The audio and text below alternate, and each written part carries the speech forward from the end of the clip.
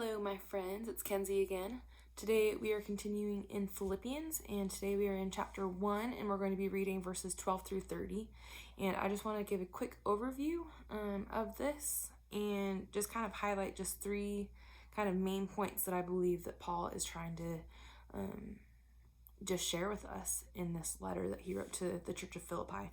And in my head, I kind of see it as a circle, and I'll kind of tie that circle all together as I share these insights with you. So this first section that I see is Paul writing about his imprisonment. I can't say that word, imprisonment, and how him being in prison really served to advance the gospel. And yeah, he said that his imprisonment is for Christ. And it just really made me think about how we all experience hard things. How Paul being in prison, like, that's not an easy thing for him. That's not what he would have chosen for himself, I'm sure. And there are things in our life that we aren't choosing for ourselves, but they're hard things that we're experiencing, that we're going through, that we're living through. And so it made me think about, Paul says, my imprisonment is for Christ. And so what if we think about these hard things, which are hard things and they are hard to go through? What if we thought about that as we are living these things for Christ? And so we are living this coronavirus for Christ. So this coronavirus is for Christ. Our heartache is for Christ. Our sadness, our depression, our anxiety, our anger is for Christ. So what would it look like to look at these hard things and say, this is for Christ. God, how can I serve you? How can I glorify you with these hard things? But also, I don't want to say that that is an excuse or that's kind of a way out to ignore those feelings and emotions, because God is a God who understands your feelings and he wants to feel those with you. And so don't ignore those, but know that these are also opportunities that you can be like, man, God, like, I'm giving this up to you. And maybe you sharing your emotions with God is a way that you can give that up to Christ. So that's kind of the first section that I saw. The second section that I see in this passage is to live is Christ. And Paul is very clear that he wants everything that he does to glorify God. So everything that he does on this earth, everything that he does as he's living, he wants it to reflect God. And he even says that when he dies, however he dies, he wants his death to reflect God. And so we want to reflect God too. Like, we want to be such a mirror of God's will for our lives. And Paul even says that it's his desire to go and be with Christ. Like, in all reality, like, it was Paul's desire just to die and be face to face with the Father. And that should be our desire too. That's a great desire to have, is to have a longing to be face to face with our Creator. But Paul says that it's necessary for him to be there in that moment. And so God has us here for a reason, and it is necessary for us to be here. And so why don't we look at our life and see what type of progress we can make in our lives, what type of joy we can have in our lives, what type of just light we can be. And I like to think that Paul says to live is Christ, but I also want to think, and I want to tell you guys, that to live is to grow. Life shouldn't just be a stagnant kind of plateau of us understanding. We should continually be growing and understanding more and more. And there's a quote that I want to read you guys that I think really ties into what Paul says when he says that we must make progress and joy in our faith. Again, there's a continual growth.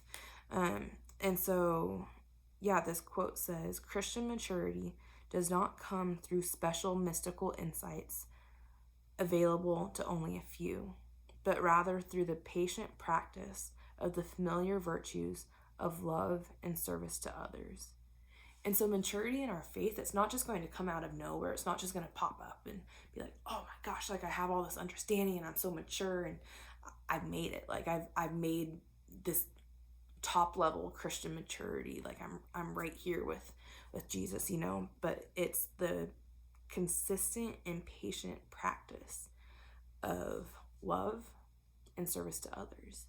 And as I read this quote, I'm like, man, like consistent or familiar virtues of love.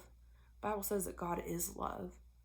And so what does it look like to be the image of Jesus in our own lives, in our own hearts, in our own conversations with the Lord? What does it look like to strive to have that deeper connection with Jesus? But then what does that also look like to use that as an overflow in our service to others? And so again, continually learning what it looks like to grow in our knowledge of love and our knowledge of God, but then to use that knowledge to continue to serve his children. And that's going to be out of an overflow of what he's been teaching us. And kind of the third and final main point that I saw in this passage is Paul says that we need to walk worthy of the gospel. And so he says that, he says that our life should be like a clear sign of our salvation. And so people should have no question if we are saved or not because of how we act. We need to act rightly, and we need to walk worthy. We need to act worthy of the gospel. We need to stand in line of what the word tells us to do, what the Spirit's calling us to do. We need to walk in line of that, because if we don't, then we're going to be a bad example.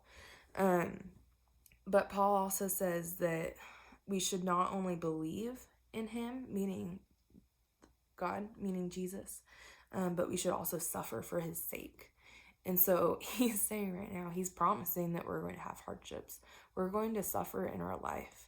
And so that's kind of where my circle ties in, is how are we going to use our sufferings? How are we going to use our hardships to walk worthy of the gospel? How are we going to tie that all in to the hardships and to God's faithfulness? And so when Paul was in prison, going back to the first point, when Paul was in prison, he was walking worthy of the gospel, and that he was sharing his faith, and that everybody knew why he was there.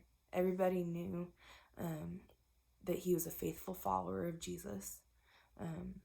So there was no question about that. And so we are going to suffer. We are going to have hardships. But then how can we use that to glorify God?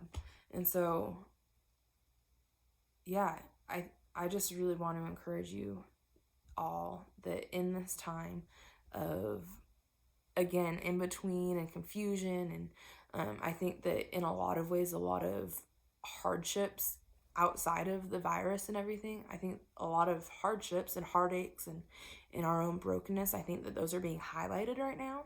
And so I just want you to use this time and just reflect on that, and just see how God wants you to grow in the midst of crisis, and how he wants you to grow in the midst of heartache, how he wants you to grow in the midst of your anxiety, how he wants you to grow in the midst of confusion, because he does want you to grow. He does want you to grow deeper in your relationship with him, and he's calling you into that. And so I just want to share that with you guys. Use this time, take advantage of it, and know that, again, like I say, after all of these, that we are here for you, that we're praying for you, and we can't wait to see you very, very soon. Love you guys.